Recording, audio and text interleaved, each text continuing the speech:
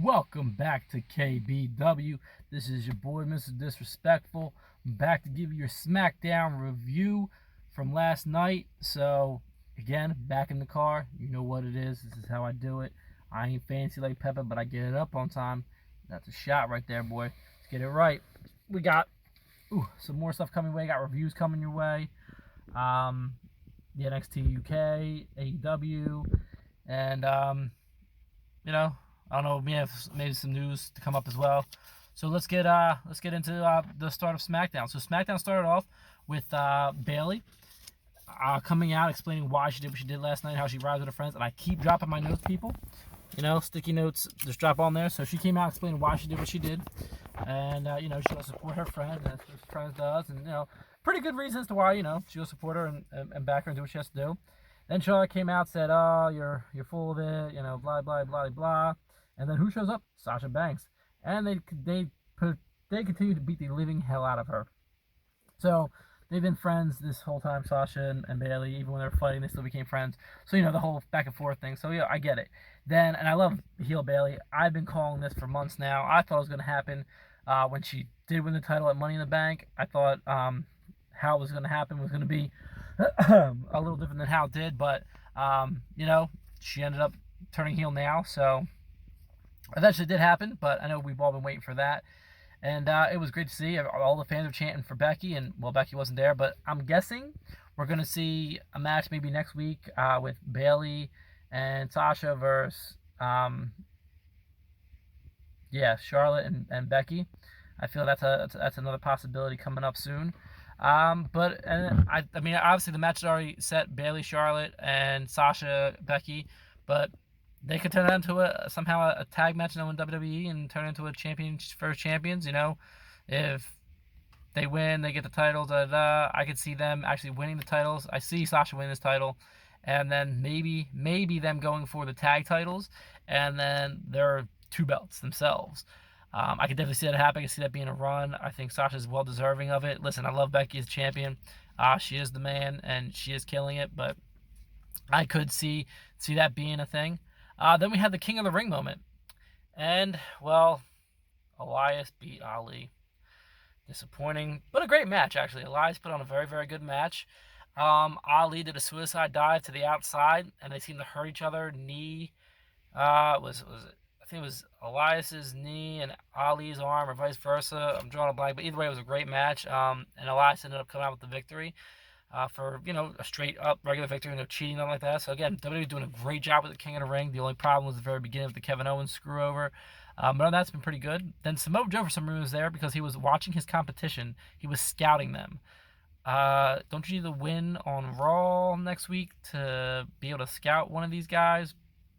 But I guess they wanted to use him this week. Then you had Mandy Rose and Sonya Deville beat Alexa and Nikki. Which, again, I love Mandy and Sonya as a tag team. They're great. And their new move, which was a knee from Mandy and a sweep of the legs from Sonya. Great new finisher. I like it. But you just gave these girls the titles, and now they're going to lose it, or maybe not, and they're going to build up to this tag match. It was random.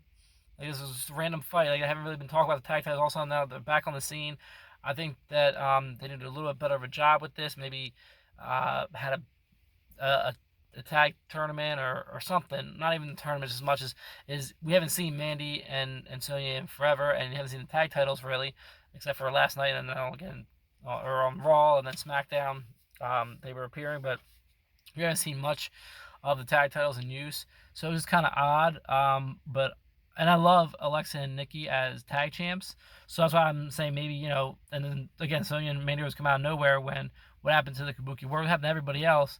And I like them as tag champs, but I don't think they're getting the screen time that they deserve. And I don't think we haven't really seen Sonya and Mandy in forever, and I love those two too. We're not going to see them get any TV time if this is the first time I've seen them in like 4 weeks besides watching Demandy's Donuts. Shout out to Demandy's Donuts, by the way. Love watching your episodes. Makes me want to travel down, especially the Norfolk one I just saw today.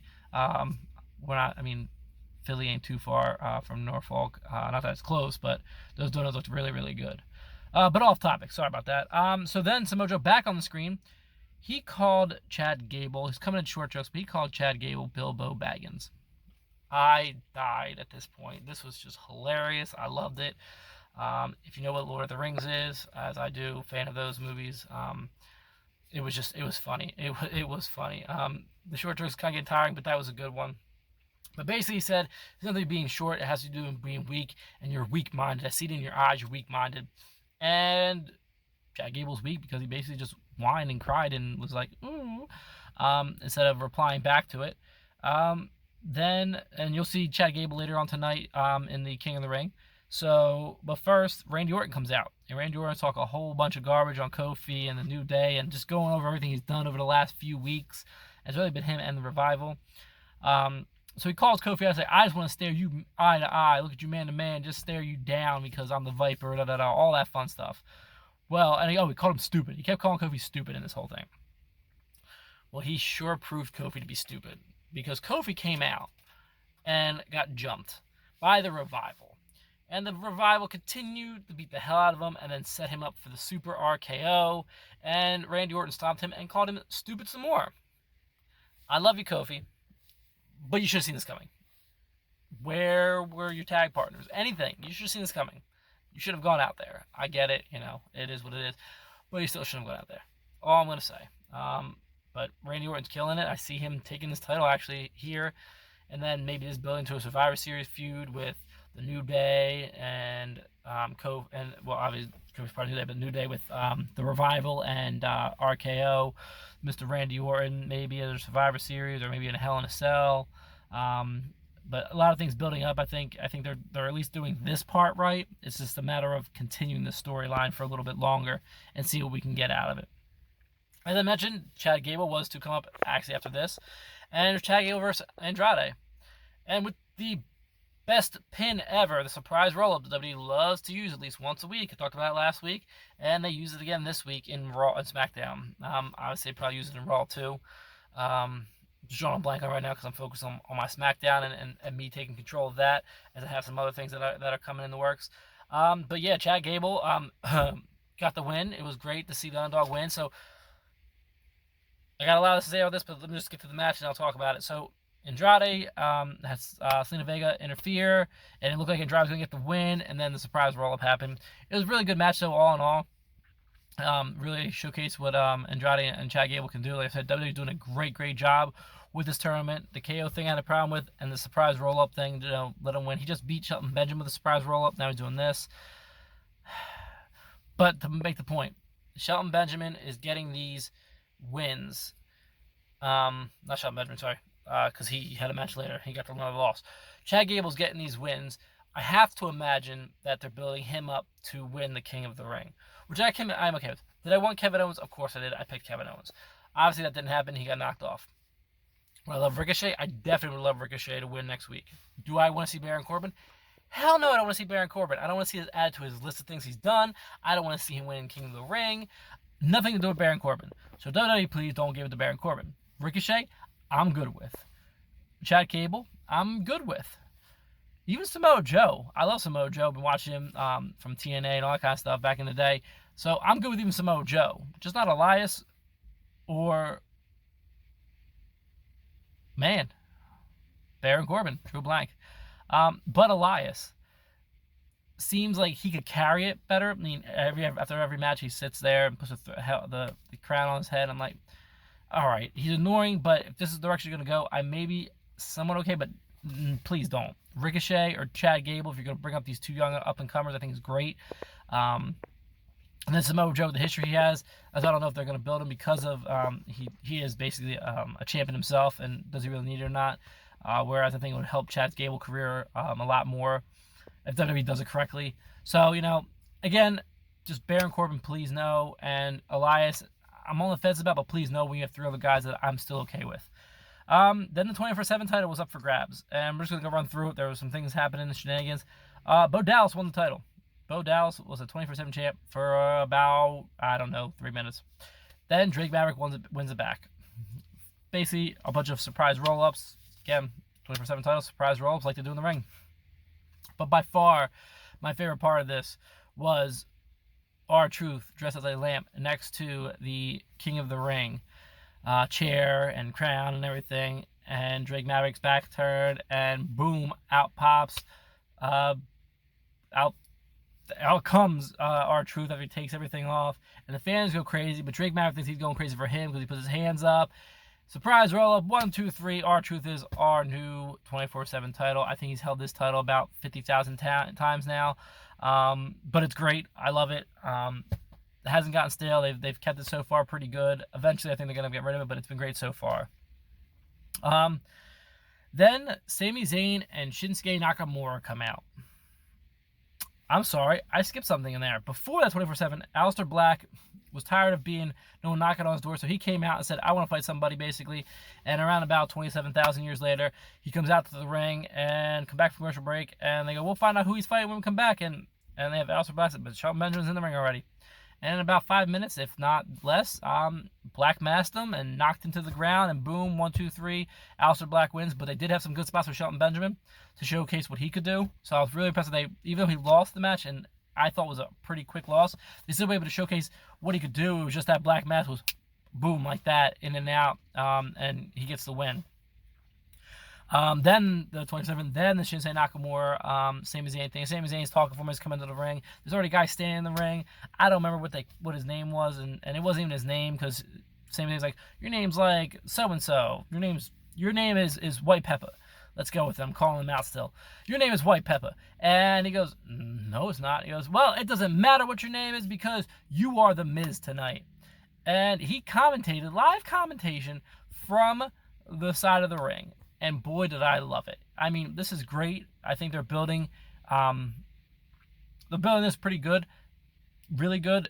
I know they want to get rid of the whole Chris Jericho thing, so they want the Miz to take this title.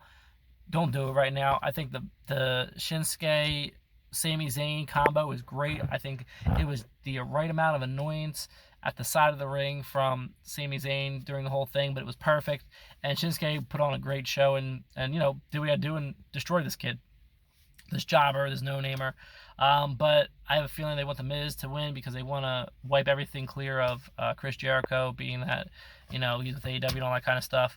But let Shinsuke hold his title and go on a good run. Make the Intercontinental title mean something, WWE. That's what it's all about. Because you really made the United States title nothing. You made this Intercontinental title nothing when you had Finn Balor hold it, and then lo and behold, didn't show him until they're like, all right, we're gonna have him lose in a pop-up match at the last two pay-per-views ago, and then he gets destroyed by the Fiend because he's going out to take some time off. But it was just poorly built up. Though he's doing a poor job with those two titles. Either get rid of them or don't have them. I don't know what you're gonna do. Then finally, the moment we've all been waiting for, fans, the whodunit. The whodunit. Roman Reigns wants to know. So Daniel Bryan comes out, tells him that I don't lie, I'm not a liar, I can't believe what Rowan did, Still don't believe it, and even at the end of this whole thing, I still don't believe it. I still think that it's going to be, surprise, I knew the whole time, but I'll get into that.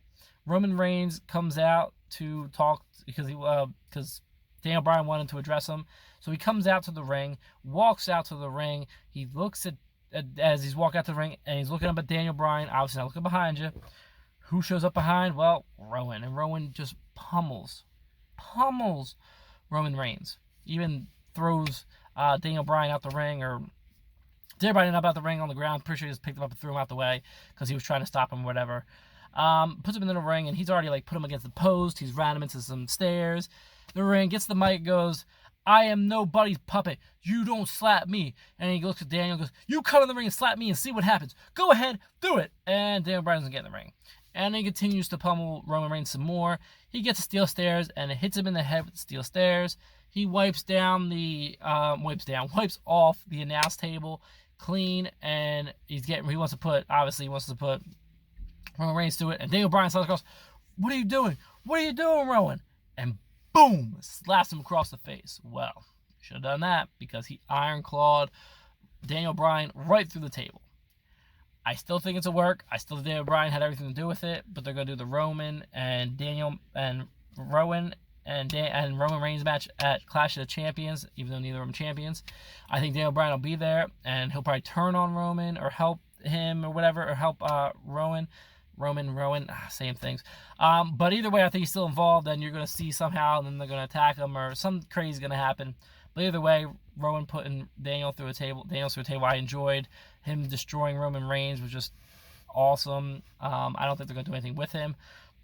But Rowan was basically slapped around, even when he was with Luke, the brothers. I think I'm drawing a blank on right now. Sorry. But he was even slapped around then. So, I mean, he's always been slapped around. So I don't know what to make of this. But maybe, just maybe, they'll do something for him. Maybe he'll get a win. Maybe he's going to get a push, or he's just really just a mid-card jobber, and they're just letting Roman run with this right now because they want the whodunit. But I think we're going to see a Rikishi moment, and it's going to be Daniel Bryan the entire time behind everything. So, for me, from KBW, from Peppa, who is working while I am working as well, but this is how I do it on my lunch hour, where he does it with his fancy setup, I bid you adieu, goodbye, and good night, bang.